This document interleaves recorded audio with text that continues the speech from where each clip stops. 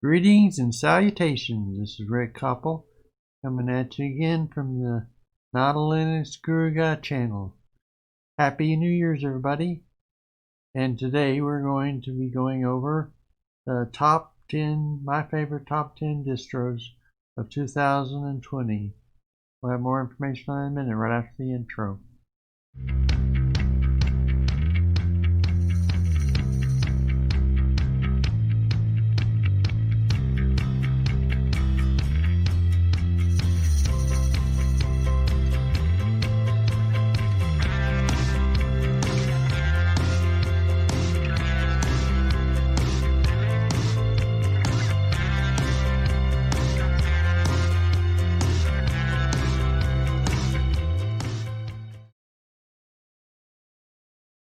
Today I'm on the moon, as you can tell, and Earthrise in the background. If I move my head out of the way, you can see it.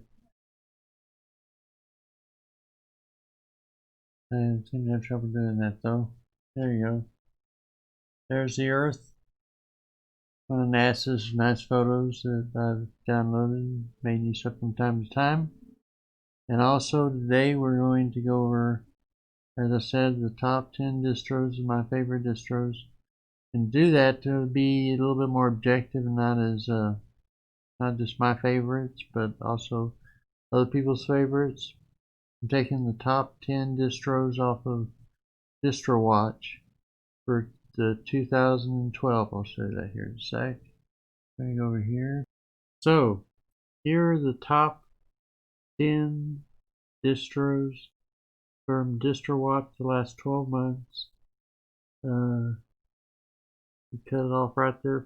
Number 10, Zorin, Fedora, Solus, Elementary, Debian, Topos, Ubuntu, Mint, Anjar and Lenny Smith, MX Linux are the most downloaded, most hits on the sites or something like that. I don't know exactly. It's most downloaded, but it's most hits on sites anyway. For each distro. So yeah, that's your top 10 that we're going to be looking at that I'm going to take and massage and organize into my favorites. Now if you have a different list of favorites, I invite you in the comments down below. Go down there and put them in there. How you organize your top 10 distros for your favorites. Because I have my favorites, you might have yours. But yeah, I'm going to try and go through these lists and give you my reasons why I like them or don't like them or whatever. And really, it's not that I don't like any of them. I think if I was given the chance, like Elementary, I don't think I've actually installed that one on there, probably because it requires, as you'll see, a fee or donation. Yeah, that's so I really don't know how to judge that one. But all the rest I've installed at least once on my computer. There's some idea how I liked it or how much of an impact it made on me. So we'll find out. And as we continue on, we're going to look at our top 10, my top 10, my favorites from what I've reviewed. Most all these I've installed at one point or another. I think the only one I haven't installed specifically is Elementary OS. And so, but anyway, I have my honorable mentions I installed over the past year. Peppermint OS. I like that one because it had cloud-based functionality to it. You could put cloud, you could put menu items in. They had containers. Unfortunately, for whatever reason, it's the only OS I've installed on my computer that won't install Grub on it for some reason. Had a hang up, so I have no idea why that happened, but it happened. So I wasn't able to use that for my daily driver. We also have Sparky Linux. I've installed that on my computer before too. And the thing I liked about it is it had a lot of what do you call it? Scripts. That's what they call them. Had a lot of scripts for doing this, that, and the other thing on there. They're predefined, including installing a bunch of desktops on there. Of course, you don't want to install too many on one machine, one distro, but yeah. We have OpenSUSE, which I just installed in my boxes. And just a day or two ago, I'm kind of looking at it. I had a video on that last time by OpenSUSE. Just a brief look at it, and I'm going to dig in more to it and learn it a little bit better before I do a full presentation video on it. So we got those honorable mentions out of the way. Now, so in number 10 spot, number 10, the distro that I've chosen, my top 10 out of the 10 that is listed in DistroWatch's top 10. Zoro OS is one that, as I recall, I installed it one time on my machine and out in the living room. And it was pretty decent distro. It did pretty well, I think, and I liked it overall pretty good. One thing I don't like about Zoro OS, why it's at number 10, is that it you have to pay money for it.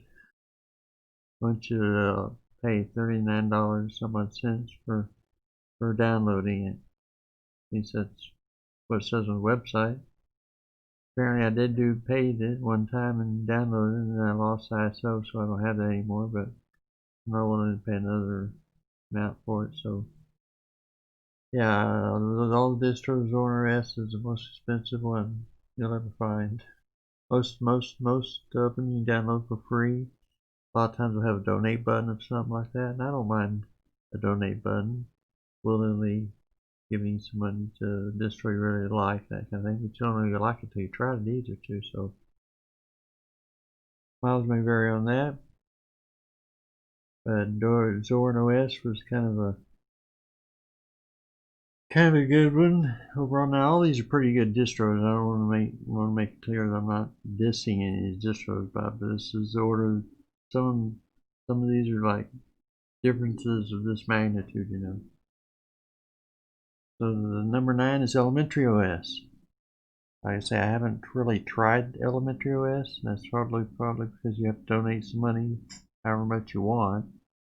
That's why it's above Zoro OS, because you give, I guess, $5, $1 or something. You can donate whatever you feel like you're comfortable donating to it.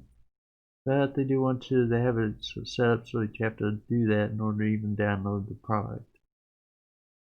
And I understand people need to be reimbursed or for their time and effort into it, and I'm all for that. But I think in the Linux world, donate buttons work better for that kind of thing. If you really want your OS to really get the attention it deserves. So anyway, Elementary OS. I can't say much about that one since I never tried it, but a lot of people seem to like it. Debian is my number 8 spot. The only reason I put it here is because although it's a great distro and a stable distro overall, most people that download it, you kind of have to know how to set it up once you've installed it on your system. For that reason, there's a lot of people that don't want that. A lot of people just want to install something and have it work out of the box and do everything you want out of the box, where you have to do some tinkering. You have to know what files to edit and that kind of thing for Debian to work. So I'll put it number 8. But it's a great distro. You can set it up. You know how to do that. Great. More power to you. I know how to do it to a certain extent, but as you saw in previous videos, I had Debian installed in my daily driver for a while. So number 7 is Ubuntu. Ubuntu's a popular distro, but it's calmed down in recent years according to according to that graph. I think it was at number 4 on their list. Number 7 on mine, because I have distros I already like better than that. It's a good distro. The beginning distro for a lot of beginners. Use it. Fairly easy to install, but I just don't like it as much, I guess, as other distros. So Ubuntu's number 7 for me. Manjaro, number 6. A lot of people probably include this way up top. As a matter of fact, number 2 on the DistroWatch's list. Anjar. And it's a good distro for sure. And it's probably one of the good rolling release distros if you like Arch based stuff. And this is your standard Manjaro, your standard one for that kind of thing, rolling distro. Probably next bleeding edge as you can get without installing Arch itself. And so, yeah, Anjar. MX Linux, which is #1 on the list, is #5 on mine because I've installed it. It seems like a good distro. It works pretty well from what I can tell. Used it out on my living room computer for a while, but for me it's just kind of there, you know. Not much more to say about that. I know a lot of people love it and like it, and that's great. More power to you. But it's #5 on my list. #4, Topos. Yeah, on the distro list it was #5. I liked it. I tried it even just very recently. I installed it on boxes and played with it a while. I actually installed Cinnamon on it because I'm not a real GNOME fan, whichever way you go with that. I personally like to pronounce things in English as they would normally be pronounced in English, but for some reason all these foreign words, depot and all that, there's no silent T's in English except for French words imported in from. That's another subject for another time. Well, I like saying GNOME or GNOME. GNOME because it's GNU Linux, not just GNU on the front of GNOME. So people like to say GNOME or GNOME, but I'm not in that debate. I'm just however it comes out, GNOME, GNOME. Doesn't matter to me. You know what I'm talking about anyway, or you should. Pop OS, #4. It's a good distro. I play around with it. I probably, as far as Mint, as it goes with Mint, I kind of like it almost as much as Mint.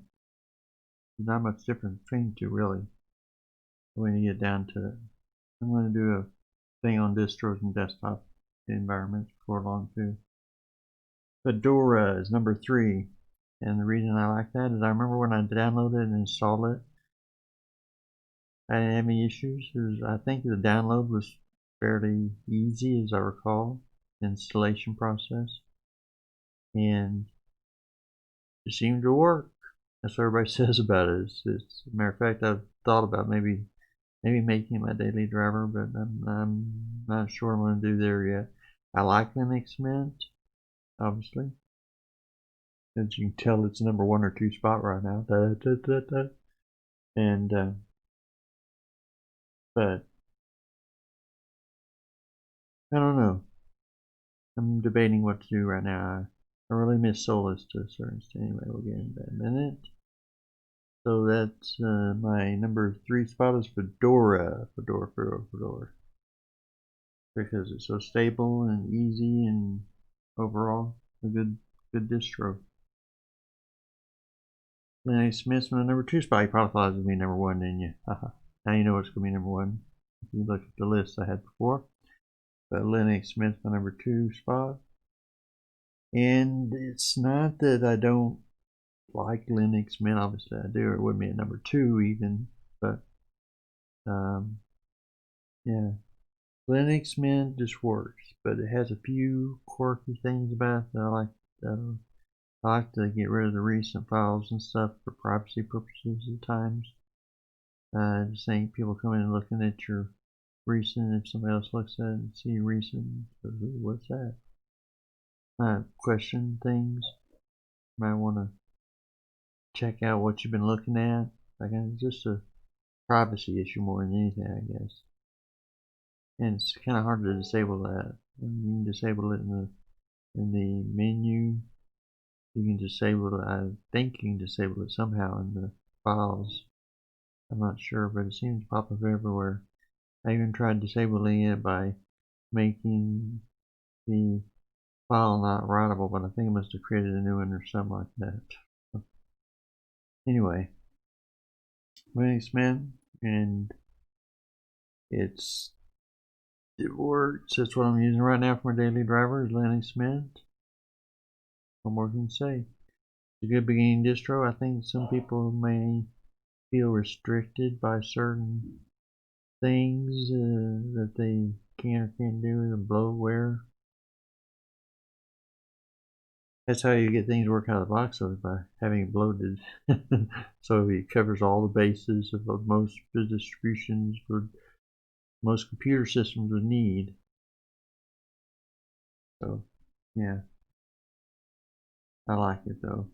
I like Cinnamon Desktop more than anything. My number one is Solus. Solus. Solus.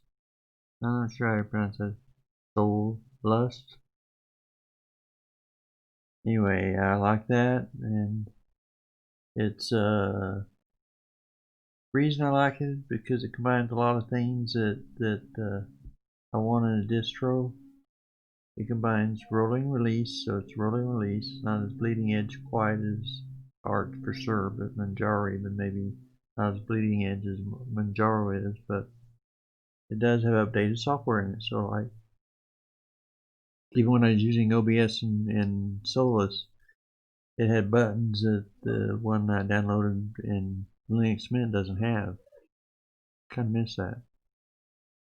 And so I like a distro that it can provide me that kind of thing without sacrificing stability, which Solus seemed pretty stable to me. Used it for a while for my daily driver, and it just worked. And the only thing is I didn't like the KDE, and it doesn't seem to have Cinnamon desktop installation on its repository, so I'm not sure what to do about that since I like Cinnamon. I like KDE okay, except for the shortcut issue. The only thing I like about KDE is the shortcut bugs and it that keep shortcuts from working when you add in scripts and stuff like that, as I mentioned last video and stuff like that. So Solus is my number one most impressed by when I was reviewing videos, reviewing distros last year. And I have another thing now. This is like my favorite top 10 distros that I reviewed most of them last year, except for Elementary OS, obviously. Maybe someday I'll donate some money and get it and download and tell you what I think. Just to say, well, I'm moving it up to number blah blah blah or whatever. But what I also wanted to give a quick top 10, rearrange these according to how I think it would work for a new user. So somebody coming from Windows or even maybe Mac. Here's my top 10 for beginners in Linux, not computers necessarily, but Linux in general. And I got top 10 at Debian because that's probably one of the harder installs out of the 10 that I have here. Zorin, Dora, Elementary OS, Solus, Ubuntu, Manjaro, MXLux. Oh, I didn't finish that up, did I? MXLux, Pop! OS, and Lenny Smith. Now I'm going to tell you off the bat that beginners is kind of a weird term because you may have spent a lot of time in Windows, no computers. You may know computers inside now. You may know Windows inside now. So you're not a beginner in computers as such, but you may be a beginner to Linux. And I think having a good transition distro that you can sink your teeth into, good transition desktop even environment that you can sink your teeth into, is something that you need in order to get your feet wet, in order to explore and learn and that kind of thing. Because the more gradual learning curve you can have on some, usually the more easier it'll be to adopt it, put it into practice and that kind of. So that's one reason why I recommend Lenny Smith as the top one, as I mentioned before. And I got one dislike on that video that I did when I was choosing distros, probably because they didn't like Lenny Smith. It's always a bad option. I'm not saying there aren't other good options out there, mind you. I think all these could be, except maybe for exception of Debian, would be decent or good first distributions for somebody to go into. Debian based, probably like Lenny Smith, Pop! OS, MX Linux, Manjaro, well, Manjaro is Arch based, but Debian based. Ubuntu, I think Elementary OS is Debian based. Zoro, I think, is Debian based, if I remember correctly. So all those Debian based would probably be good ones to sink your teeth into. Manjaro would be good if you want to learn about Arch, Pac-Man, distribution, all that kind of stuff. So, yeah, all these would be good, except for Debian for a new user to get the feet wet in Linux if you're looking into doing that. But I recommend Lenny Smith just because it's probably the easiest to sink your teeth into. That is my top 10 distros for beginners. So with that said, I'm going to close it out, and we'll see you next year, or actually later this year. And hope you have a good New Year's Day. Bye.